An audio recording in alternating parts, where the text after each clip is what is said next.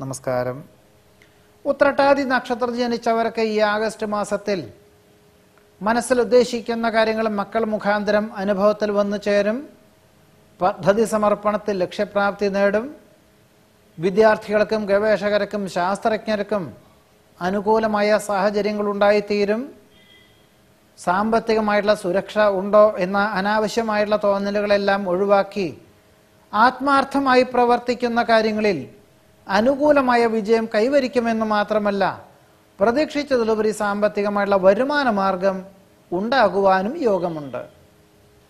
നിഷേധാത്മകമായിട്ടുള്ള പല വിഷയങ്ങളിൽ നിന്നും പിന്മാറുവാൻ നിലവിലുള്ള സ്ഥാപനത്തിൽ രാജിക്കത്ത് നൽകേണ്ടതായ സാഹചര്യങ്ങൾ ഉണ്ടായിത്തീരും. ഒരു വർഷത്തേക്ക് ഒരു പരിധിയിലധികം പണം മുതൽ മുടക്കിയുള്ള പ്രവൃത്തി മണ്ഡലങ്ങളിൽ നിന്നും പിന്മാറണം എന്നൊരാശയം സ്വീകരിക്കുന്നത് വഴി മറ്റു ചിലർ നിലവിലുള്ള സ്ഥാപനത്തിൽ രാജിക്കത്ത് പിൻവലിച്ചുകൊണ്ട് പുനരുദ്യോഗത്തിന് നിയമനം നേടുവാനുള്ള യോഗം കാണുന്നു. പകർച്ചവ്യാധി പിടിപെടുവാൻ സാധ്യത കാണുന്നുണ്ട്. കുടുംബജീവിതത്തിൽ സമാധാനാന്തരീക്ഷം സംജാതമാകും. പലപ്പോഴും അന്യദേശത്ത് വസിക്കുന്ന പുത്രപൗത്രാദികൾ വന്നു ചേരുമെന്നറിഞ്ഞതിനാൽ, ഓണക്കാലത്തിനോടനുബന്ധമായി വന്നു ചേരുന്ന അറിഞ്ഞതിനാൽ ആശ്വാസമുണ്ടായിത്തീരും.